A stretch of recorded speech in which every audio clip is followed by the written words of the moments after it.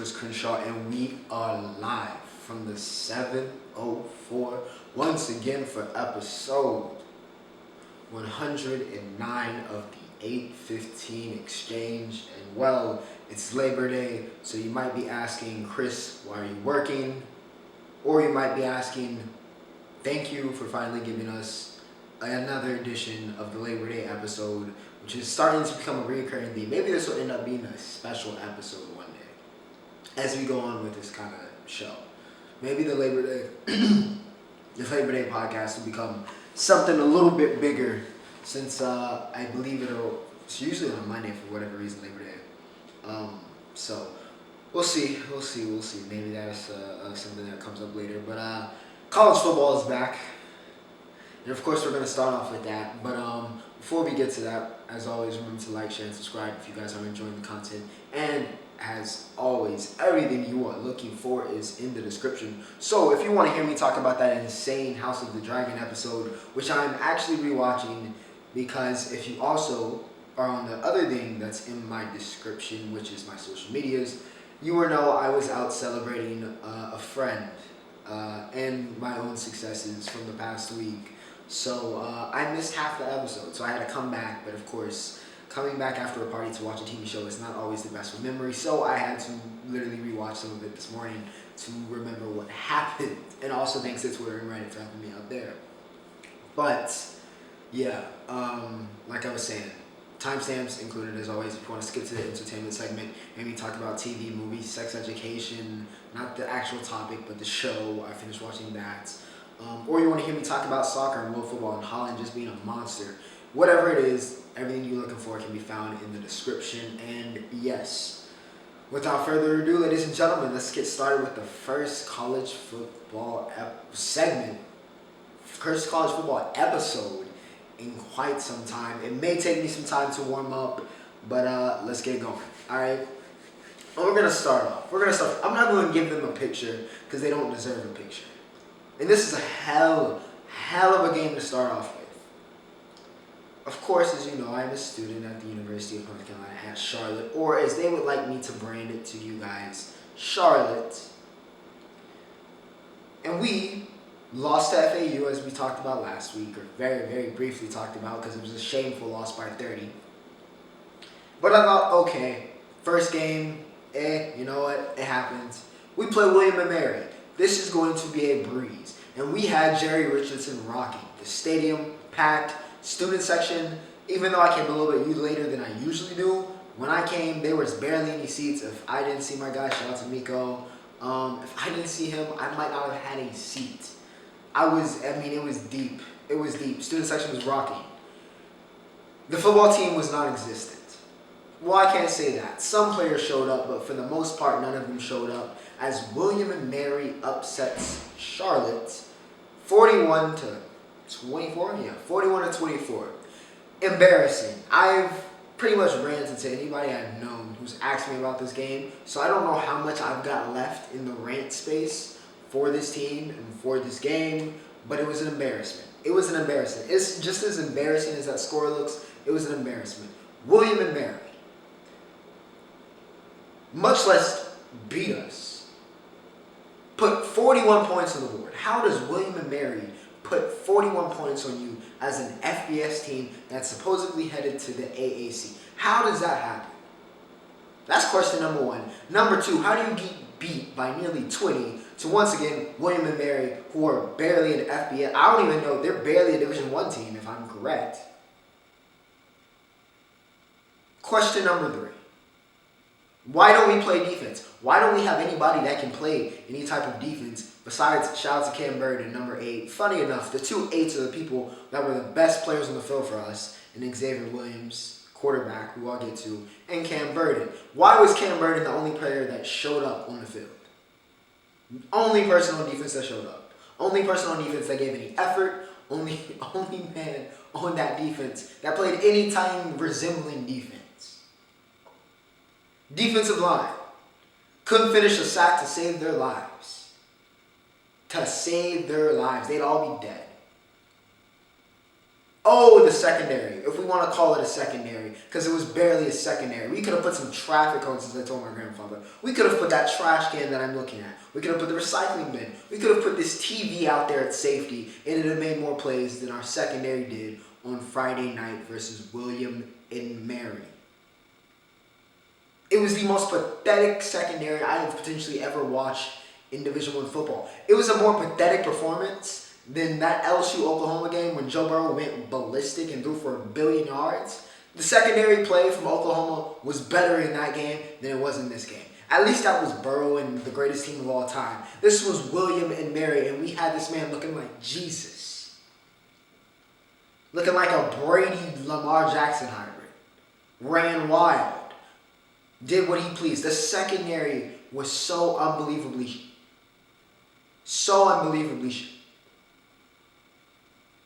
I mean, I have never in my life seen a Division I defensive back stop and let another man catch a ball. I've never in my life. They were getting beat. They're jumping. It was the most pathetic display. And this is not me on an ego trip. I'm going to sit up for this one. This is not me on an ego trip when I say this. I have watched countless, and we've talked about countless college football games on this show. I have watched countless college football games in my 21 years of life. I have not once, ever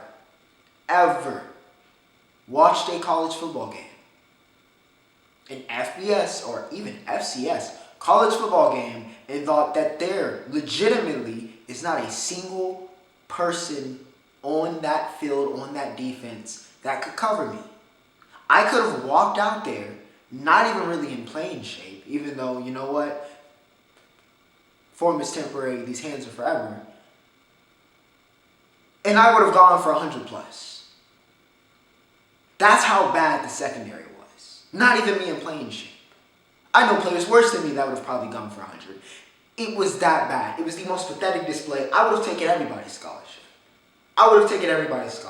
We would be in film and practicing the morning after, and I hope they were, because let's be real, I love Coach Healy. I absolutely love him. He's a great guy. I'm not sold on him as a coach anymore, because let's be real, his seat is hotter than a spoon at Rick James's house in the 70s. On fire. Hotter than Daemon's dragon's breath. Hotter than Corrections' breath. I mean, it was fucking pathetic. It was embarrassing. I took my shirt off before I even took the shirt off before I even got back to the apartment. It was disgusting. Left early and everything. To William and Mary. Maryland's gonna put 1 billion on us. Anyways, embarrassment aside, we weren't the only team in North Carolina that almost got embarrassed, even though these losses wouldn't be as embarrassing by losing to 20 to William and Mary. As we will kick off the national slate, talking again about NC State, who came into the season with all of the hype. Devin Leary is being praised as the second coming. ECU wasn't hearing all of that. All right, ECU, I'm going to be honest, East Carolina really didn't care about none of that. All right, they didn't care about none of that. 21 to 20, NC State escapes off of a nightmare. A absolute nightmare for the ECU kicker. Missed a field goal, missed an extra point that should have tied the game, and then, for whatever reason, the ECU head coach decided to not try to advance the ball, but wind the clock down and make a kick that could have been much easier. And with the kicker already down in confidence, right, you want to make the kick as easy as possible. But no, for whatever reason, let's just hold. And he missed the kick there. So I really do hope for his mental health that somebody's looking after that ECU kicker. Because boy, oh boy, disaster. Yeah, Daffer, just a nightmare scenario there. ECU almost got a massive upset in the opening game. That place would have been going crazy. I know. CJ Johnson, I will say for ECU, 6 receptions, 90 yards, and a touchdown. He had a great game. Was probably the best offensive weapon, in my opinion, in that game. NC State, I'm not believing the hype right now. Y'all do have my boy D-Boy, but listen, y'all gotta show me something next week. Now maybe it was first game, working off the rust, but it was okay. Y'all were looking very, very suspect. But y'all got the win, and that's what matters. Georgia. The team I assume by the end of today will be the number 1 team in the country. Maybe number 2. At the very minimum, number 2, because certainly Ohio State is not. Well, we'll talk about that when we get to it. But Georgia should be the number 1 team in the country. In my opinion, after they beat the brakes off of Oregon. Beat the brakes off of Oregon. 49-3. This game was never close. It was close for maybe that first drive when Georgia drove all the way down and scored, and it was like, okay, Georgia got it going. And then Bo Nix became Bo Nix. I don't know why Oregon thought Bo Nix was fixed, but the man is just, he's seemingly falling upwards, you know? Bo Nix is living off of being Bo Nix. Not off of his play. He's living off the fact that he's a former 4-star prospect, former number 1 quarterback in a very weak quarterback recruiting class. He is living off of that and living off of that reputation of those moments of brilliance. And he is never going to put it together. But everybody keeps falling for it. Auburn fell for it a bunch. Now Oregon's falling for it a bunch to now our advantage. Bo Nix is not him. He's just not him. I don't know why Oregon thought they could make him him. I don't know why Dan Lanning thought he could make him him. But the one thing that's always going to hold Oregon back, even though it seems they got it fixed by picking up Dante Moore, is the transfer quarterback. You struck out. Go get an actual quarterback. Go recruit a quarterback. Please. Start recruiting quarterbacks. Because that's going to be the thing that holds y'all back. Even though Bo Nix is not the sole reason why y'all lost this game at all, Stetson Bennett was brilliant. There will be no Stetson Bennett slander. I know me and Stetson had a very complicated relationship last year. There will be no Stetson Bennett slander this year. 25 for 31 for Stet. 368, I think, total. 3 touchdowns. Ladd McConkey, you are a New England Patriot. 89 yards and 2 touchdowns for Ladd. 1 rushing, 1 receiving. Kenny McIntosh even 9 receptions, 117. Bo threw 2 picks. Georgia rolled. All right, they rolled all over Oregon. Oregon did not look good at all, and like I said, they eviscerated them. Defending champs win game 1. Arkansas and Cincinnati, the other ranked matchup that was going on at the same time, went down to the wire as well. However, Arkansas and KJ Jefferson got it done versus Cincinnati, 31-24. Speaking of the man of the hour, 285 yards and 4 touchdowns for KJ. Raheem Sanders with 117. Pace had a great game. 12 tackles, 3.5 TFLs, and a sack for him. Cincinnati fought hard, all right? They fought hard. They had some opportunities to win this game, I would say, but it just simply wasn't enough. And Arkansas did what they had to do. I think Cincinnati's going to have a little bit of growing pains. The kind of era that they're kind of departing from, so many legendary players for them graduated, have gone on to the NFL. Smoke, Kobe, Des Ridder, so on and so forth, Alec Pierce. So it's just so many top-level players that kind of were the faces of that program for such a long time. That it's going to take a while. It's going to take a little bit. Maybe the season's a little bit of a rebuilding season for Cincinnati, but they did fight valiantly. However, Arkansas was in control. Let's talk about USC. Let's talk about it. USC hangs 66 on Rice as they win 66-14. Caleb Williams looked fantastic. 317 for the man, 19 for 20 and 2 touchdowns. Austin Jones, 2 touchdowns. Raleek Brown looked electrifying. Hopefully that foot's okay, but he looked electrifying in his debut. 4 picks. The main gripe about Lincoln Riley and about USC really in recent years has been the defense. The defense was working. Now, again, we were playing Rice, so we have to, it's Rice. But, nonetheless, still a very, very impressive performance. 4 picks from that USC defense. 3 pick sixes from Caleb Bullock, Raylan, and from Shay Lee. It was a great day to be a Trojan. I'm not going to lie, it was a great day to be. It was the one thing that picked me up after my own school let me down, was my school that, if I'd have lived on the West Coast that I went to, picking me back up. So shout out to USC. Fight on. Great job. We look great. Real test, however, is next week versus Stanford. We'll talk about that in 110. Florida and Utah. Oh my goodness. I know AR, the number 15, he doesn't want to be called AR-15 anymore, of course, because of the relation to the gun. But AR, the number 15, as I will call him, Anthony Richardson is special. I mean, we've been saying that for a while, but Anthony Richardson is special, special, special. I don't know how he pulled off that play. I don't even need to tell you which play. You know what play, where he somehow spun out, faked a jump pass, spun out of that, and then threw a dot. I don't know how that's possible, but Anthony Richardson is built different. Florida gets the win at the Swamp versus Utah 29-26. AR has 274, 3 touchdowns. Thomas now. Utah, very, very good team. Cam Rising's back. Thomas is back. He had 115 and a touchdown. Kuth, who was another hero from the Rose Bowl, had 9 receptions, 105 and a touchdown. However, it was not enough. The Swamp played a factor, I think, a little bit, and Florida just came to win, man. They just came to win, and they would not be denied. Bernie with that game-winning pick in the end zone. I thought for a second that they were about to give the game away, but Bernie held strong. He gets that pick there. Ventrell Miller, who came back this year. Phenomenal linebacker, probably one of the best in the country. He's a Buckus Award kind of watch list. Trading the third. Brenton Cox showed up. I mean, it was a great display, especially late in big situations from that Florida defense. They came through. The Utes don't survive the Swamp. OSU versus Notre Dame. Boy, oh boy, oh boy. Ohio State coming with the Death Star of an offense versus Notre Dame that we had a lot of uncertainty about. Buckner making his first start, and by all purposes, Buckner looked good. He looked good. I think he's going to be a very good quarterback for Notre Dame. He lived up to the hype. However, Notre Dame just couldn't capitalize. They couldn't capitalize after a great first, well, it was a good first half, and just couldn't make the adjustments and kind of over-adjusted in certain situations. It felt like a first game. It looked like a composed first half from Notre Dame. That second half looked like it was Marcus Freeman's first game as a head coach.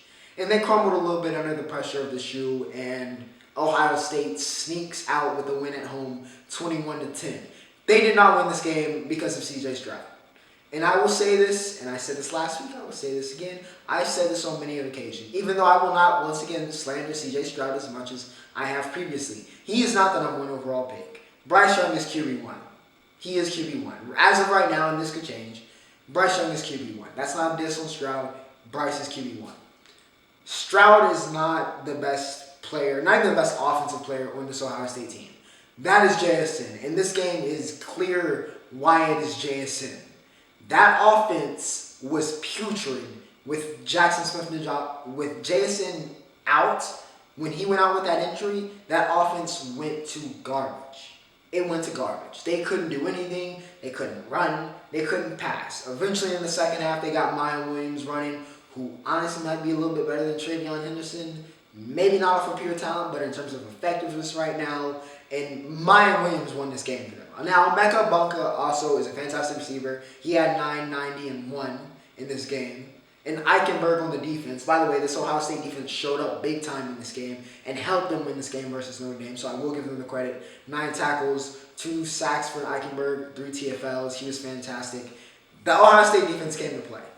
And especially in that second half, they, along with Maya Williams, won them this game. Stroud, who went 24 for 34, 223, and 2 touchdowns, he was not the guy. That stat line might say, hey, that's not a bad game. But he, by all intents and purposes, if you watch that game, he was not that guy. And that is a question that's going to need to be answered. Now, every team won't be as good as Notre Dame. Probably won't be a defense as good as Notre Dame or whatever.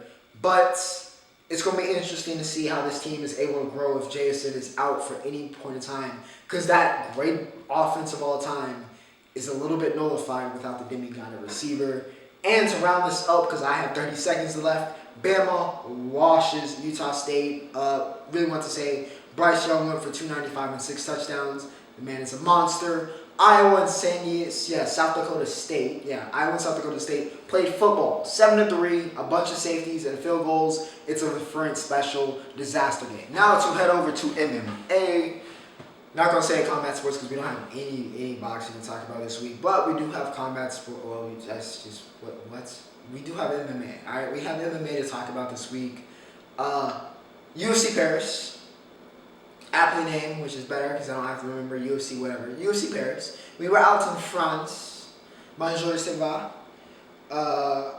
For this UFC event, of course, headlined by Cyril Gane, the countryman, back home to take on the hot, streaking Tui Taisava. And listen, Cyril, I didn't know Cyril. I mean, you know what? I knew Cyril had it in him. I knew he wasn't just a decision specialist. Yeah, he has the skill. Yeah, he can grind out a win. But you know what? Cyril can throw hands. He's a heavyweight for a reason, and he was throwing hands with Tai. Listen, I didn't think this fight was going to be as good as it was, but that was a fantastic 3 rounds. Now, we didn't make it a 5. You know, it wasn't a ground-up decision like a lot of people thought. It was a war. It was a war. It was one of the best heavyweight fights, I think, possibly the best heavyweight fight we may see all year, to be honest with you, because I don't know if Nagano is fighting for the rest of the year. So, yeah, Cyril gets it back, gets back on track with an impressive performance, gets the KO in round 3 versus Tai. So, yeah, congrats to Cyril, back home in France, and put on the show. He put on the show, and yeah, he's #1 contender for a reason. I don't know what's the deal in the heavyweight division. It's just kind of chaos right now, but impressive performance from Cyril. He should be the #1 contender if he is not. In the co-main of that event was Robert Whittaker, which feels weird that Rob was the co-main, but I get it because Cyril was back home, but still. Anyways, the Reaper took on the Orc. Yeah, Whittaker versus Vettori. Vettori was talking crazy, as he always is in the lead up to this fight. I mean, just talking crazy, all right? Just talking crazy. Rob put him in his place, just dominant striking display. Just levels. This just levels this. This levels this. Vettori is not on that level. He's a hell of a contender, but he is not Robert Whittaker. And just, I mean, it's Izzy and Rob and then everybody else. And I guess we'll see where Alex is when he fights Izzy. And that might just be like a styles clash, because Alex is probably the worst style fight in terms of people that can fight Izzy. So I could actually see Alex winning that fight, maybe. But I won't say he will. I'm saying there's a chance. But as of now, man, Izzy, Rob, and everybody else, it's a problem. It's honestly a problem because it's like, who do we feed to Izzy? He's beaten Rob twice. No real reason for the trilogy. So and he's beaten all the contenders. He's cleaned the division. So they're running out of people for Izzy and Rob to fight at middleweight. They might end up just having to do like a best of 7, like it's the NBA or the NHL, and Wisu ends up being middleweight champion by the end of it. But yeah, Rob cleans house versus Marvin, clean UD, no worries. UFC Paris, solid card. Honestly, UFC Paris was probably going to be a better card than UFC 279, which is this coming week. It is headlined for some reason by Khamzat Chimaev, and Nate Diaz. I feel like this is a licensed murder. Now, Khamzat might, just because he's a showman, draw this out longer than it needs to be, but I expect this to be a murder. I expect this to be... Nate is not what Nate was in his peak. Not that Nate was like a championship-level fighter in his peak. Very good fighter, but listen, I don't think this is going to go well for Nate Diaz. I'm going to be honest. But nonetheless, we are getting it. The co-main event is Ling Jalin versus Tony Ferguson, which I don't know why Tony is co-main eventing in 2022 after we saw Michael Chandler turn him into a monkey. I do not understand this card. This is a fight night worthy card. I'm going to be honest. It is a fight night worthy card. I think, honestly, I'm going to go Lee and Khamzat in these 2 fights. I think Nate and Tony are getting put to pasture here at UFC 279. Listen, I don't know why it's a main card. I really don't. I really don't, but, we have a main big UFC card. We'll see what happens, but, yeah, just interesting. Interesting decision on the actual card. Khamzat and Nate main eventing, Tony and it's whatever. Anyways, you guys let me know who you guys got in UFC 279, and we'll see what happens there. Now, to strike it over to entertainment. Let's talk telly. Let's talk a little bit of movies.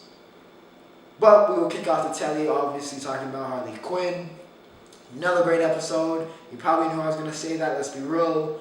An interesting look in a show that's a lot of fun and a lot of it's humor based or crude humor based. This was actually a really interesting kind of look, and they did it really well into kind of Bruce Wayne / Batman's psyche. I think they had some very interesting points that they kind of expressed through the way that Harley Quinn, the show, expresses it, and it was honestly probably, I mean, not that the show doesn't have like mean or have like deep themes, but this was probably one of the deeper ones, just kind of dealing with trauma and just kind of all that goes into that. So yeah, it was kind of cool to see Harley and Bruce in his psyche going through that, and you know, Harley trying to be a little bit, showing the therapist side of her, and just kind of showing and trying to help him work through that. Also kind of foreshadowed Harley possibly going to the good side, as she had to fill in as Robin in one of the memories. So that was interesting.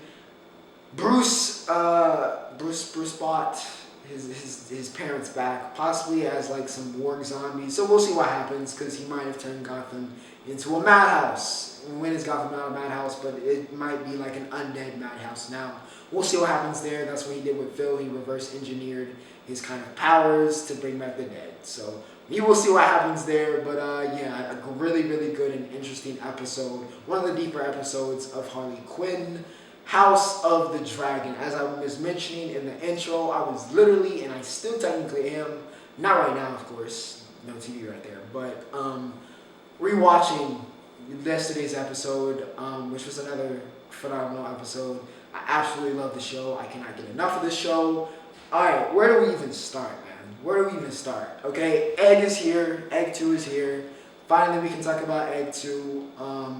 That's going to get very interesting. I'm going to try to, ease off the book spoilers. I'm going to ease off the book spoilers and just talk about what happened in the show. But yes, Egg 2's here, and that is very, very good. Very, very, very, very good. I cannot wait to see what young Aegon II of his name gets into. But he's already causing issues, even though he can barely speak, with the family. Alicent and Rhaenyra's relationship is clearly severed / broken, as any relationship between best friends would be after you find out that your best friend is sleeping and now having children and creating brothers for you with your father. So, really awkward there. It was cool to see Rhaenyra has her own personal Spotify way back in Westeros.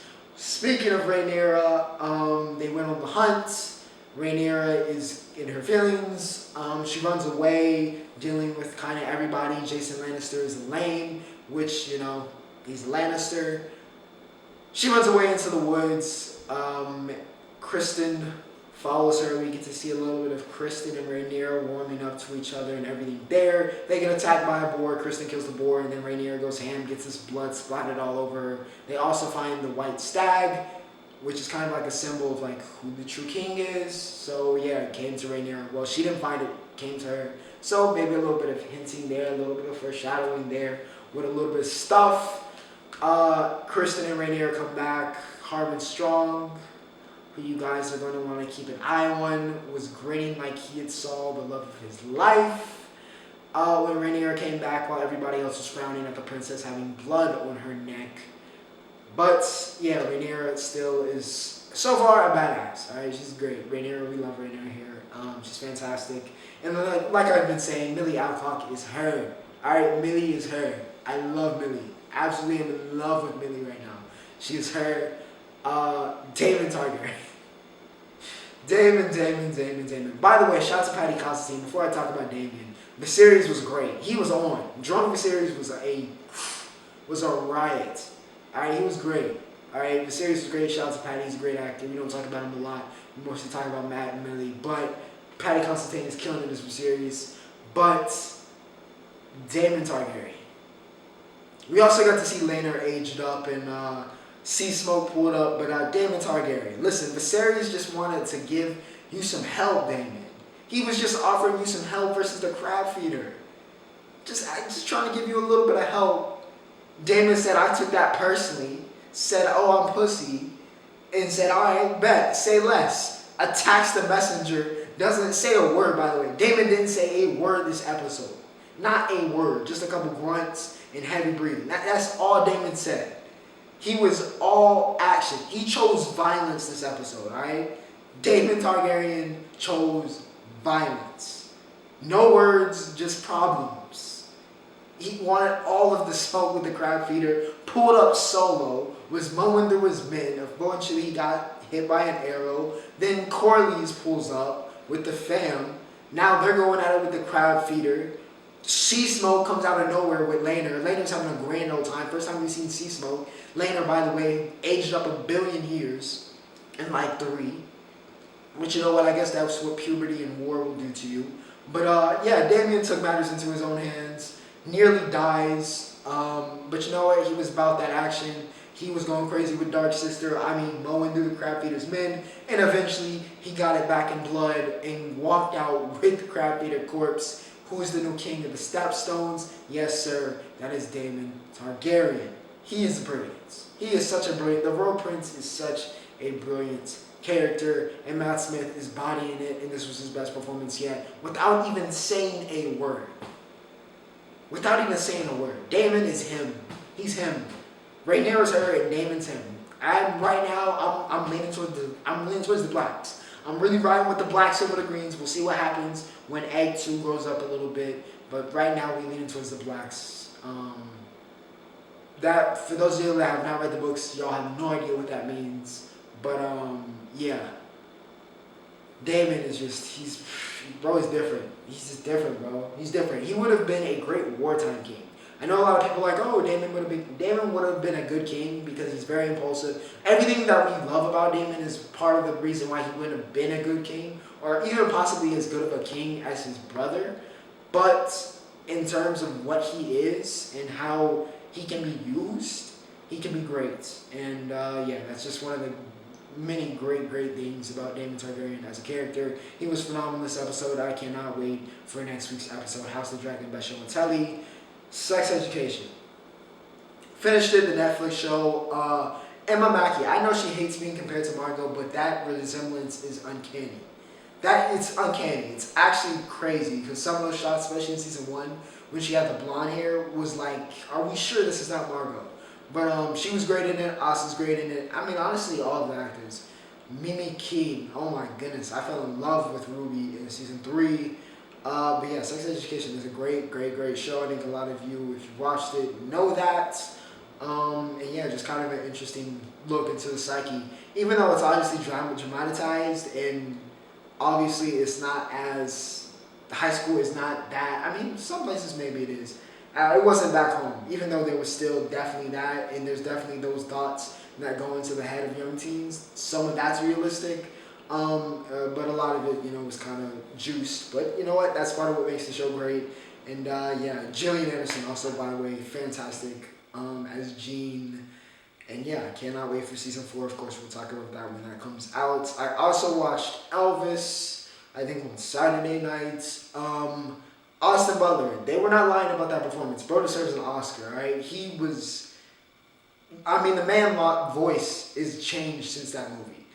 He permanently sounds like Elvis. That's how far into the role of Elvis Presley he is. He almost became Elvis, alright? Definitely lost himself in that role because he was fantastic. The Colonel was weird. I love Tom Hanks. He's a legendary actor, one of the greatest of all time. He was probably my least favorite part. Part of that's by design because Colonel was the antagonist. But he wasn't really hitting for me. The movie was solid though. It was a solid biopic and it really had some emotional weight. It definitely had some emotional weight as you saw someone who just wanted to be loved. Really, it just seemed like Elvis deep down, he just wanted to be loved. And he got that love so much from the fans that he would do anything. He just wanted to, be able to do what he loved. That's it. And it was kind of being taken from him bits by bit. And then eventually it killed him in the sense that he just kind of got worked without, any type of, break or motion or just kind of fell into the same thing. He never got to evolve.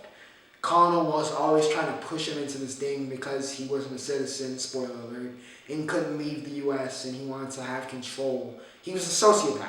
The Colonel was a sociopath. Textbook sociopath. Honestly, a little bit of psychopathism, but he's a textbook sociopath. Had no regard for Elvis's well-being, and he was just snow or money to him. So yeah, it was a tragic story, but Austin Butler was absolutely fantastic in it. So yeah, shout out to him, shout out to Baz. It was a very good movie. Watch Elvis. If you're looking for something to watch, HBO Max. Well, is it HBO Max? I think it's on HBO Max. Go watch Elvis. Solid entry. No complaints there. Soccer. Let's talk footy. Because Manchester United, we cooked Manchester United 2 weeks ago. But Eric Ten Hag has got the boys back in business. Man U gets the win over Arsenal, finally giving Arsenal their first defeat of the Premier League season. 3-1. Anthony, who we talked about last week, about to sign. He signs the day after. He scores his first goal in his first game. And it was first goal of this game as well. Kissed the badge. Super passionate. He looks like he's going to be great. Rashi is back. All right, Sir Marcus Rashford is back. All right, it's been a long time, but Sir Marcus Rashford is back in the building, ladies and gentlemen. Rashi with a brace in this. He was great on the counterattack in this game. And yeah, textbook Rashi goals. And yeah, Sir Marcus Rashford, he's back. He's back. Saka got the lone goal for Arsenal, but it was Manchester United's day at Old Trafford. They just would not be denied. And yeah, Eric Ten Hag. It's looking like the wheels are turning. We'll see. We'll see. It got bad to start the season, but it looks like everything is turning around. Huge win versus Arsenal in what looks like it might be an actually more interesting title bout and title fight in the Premier League than we originally thought. Haaland, by the way, scored again. He's now at 10 goals. I don't need to say anymore. The machine is the machine. PSG faced Nantes, and of course we're talking about this means somebody in the big three did something big. Kylian Mbappe. Same way we've been talking about the machine, let's talk about the phenom. All right, the phenom is still the phenom. Kylian Mbappe is still Kylian Mbappe. He gets the brace here versus Nantes. That first goal was outrageous. It looked like that ball just glided somehow. It was disgusting. All right, it was beautiful. Actually, it wasn't disgusting. It was a beautiful ball. It was a beautiful shot. I don't know how it rose with just such power and just went straight. It was beautiful. Absolutely beautiful goal. Brace from Mbappe, a brace of assists for Messi. They've got it going. Neymar didn't play this game for rest, but yeah, PSG rolling in Ligue 1 as expected. And the front three looking as good as advertised. We'll see if they can keep it going. This week, the Champions League kicks off. They play Juventus. But yeah, Champions League starts this week. So we'll be talking about that for the soccer segment next week and everything that happens in this first match day of the group stage. CL's back, baby. One of the best times of the year. And with that said, ladies and gentlemen, we have reached the Roundup. And we will kick it off with the GOATs, the G-WOATs. Alright, Serena Williams did lose this week at the US Open in what is supposedly her last event. They had this grand name for her, calling her the greatest of all time. She interviewed people. Every celebrity that you can imagine was in New York for her matches, and all three of them that she fought and played, I guess 4, including the stuff with Venus and the doubles. But yeah, Serena, what more to say? I don't even need to list out her accomplishments. It's like she said, she's Serena. Thank you for the amazing, amazing career. You are the greatest of all time, in my opinion. Even though I know Margaret Court technically has maybe...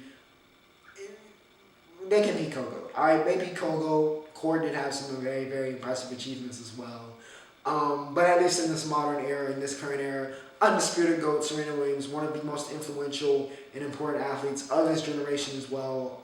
Just kind of what she did for women's tennis, and especially for, young black women trying to get into the sport, and how many people she kind of inspired to get into it. So yeah, she made tennis a massive, massive sport.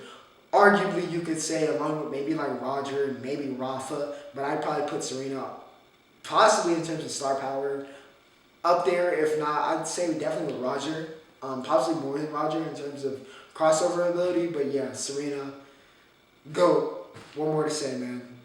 Thank you for everything you gave to us. Thanks for all the memories, the championships, everything, the controversy, all of it. You are the best. Max Verstappen wins again. Formula One is a sport where 20 people hop on the grid and Max Verstappen wins. That's what it is. Max wins yet again. He wins his home Grand Prix, the Dutch Grand Prix. First off, I don't know what happened with Yuki. They fined him or whatever. He got whatever suspension.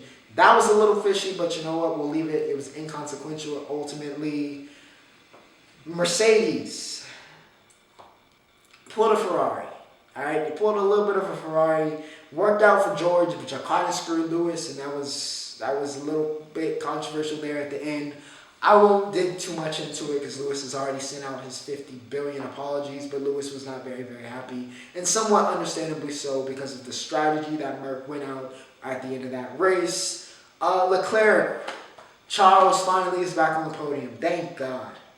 I was starting to feel bad. He is out of championship. Listen, everybody's out of championship contention. Like I said last week, Max is the WDC. But nonetheless, it's good to see Charles get back on the podium. One of the younger podiums we probably have ever had, by the way, with Max, George, and Charles. Kind of that next generation, those 24, 25-year-olds kind of hopping up there on there. If we could have had a fourth spot for like Lando or something, that would have been perfect. The Fantastic Four would have been up there. But Max wins again. It's you know how this goes. It's WDC, man. He's the best driver on the planet. Eric Jones wins at the Lady in Black. He kicks off the playoffs winning at Darlington, even though he is not in Darlington. He is the 17th different man to win a race here. I don't know what the record is, but we are getting very, very close to it if we have not tied it. But yes, Eric Jones gets to win at Darlington. Playoffs are looking a little bit more interesting because the regular season champ, Chase Elliott, did crash out in this race. So we will see what happens there, but shout out to EJ for getting the win. Felt like a long time coming. He had a lot of momentum going into Darlington, and he gets the win at the Lady in Black. WNBA. Let's talk about the WNBA, all right? Because it's getting real close here in the conference finals. Las Vegas gets the win over Seattle. It was a great game that went to overtime, 110-98.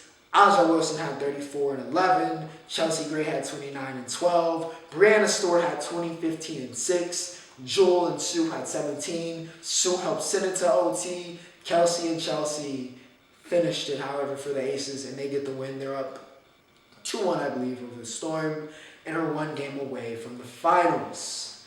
Also, Becky Hammond, who I believe is the coach of the Aces as well, won Coach of the Year. So more Aces got to be probably the championship favorite at this point. But yeah, them and the Storm going back. So much talent on those two teams. So much talent. But Kelsey and Chelsea, the Kelsey and Chelsea combination for the Aces coming up big. Of course, Aja had a monster game. But yeah, one of the best games. Again, they keep delivering. The Aces and the Storm keep delivering. I think the game they played earlier this year, I said, was one of the best games of the year, right before the right before the postseason. And once again, another fantastic game from those two. Chicago, the Chicago Sky beat the Connecticut Sun 2. So now that pushes that series to 2-1. Candace Parker has been huge. All right, Candace has been Candace, to simply put it, so far in that series, and has them up 2-1 on the Storm, on the Sun, looking for that third win to send them back to the finals. Will be interesting to see if Candace can keep lifting that team. But yeah, WNBA heating up. Like I said, I wanted to cover more WNBA, especially in the playoffs, as we have some interesting stuff happening. So I want to get that in the roundup. But ladies and gentlemen, that is all for episode 109. Happy Labor Day, and the NFL is back this week. So for y'all drafting in fantasy this past week and this week, I hope that goes well for you. And yeah, we will have a full segment, a full NFL, full football segment, all of that next week. But for now, ladies and gentlemen, hope you guys enjoyed our show. Signing off.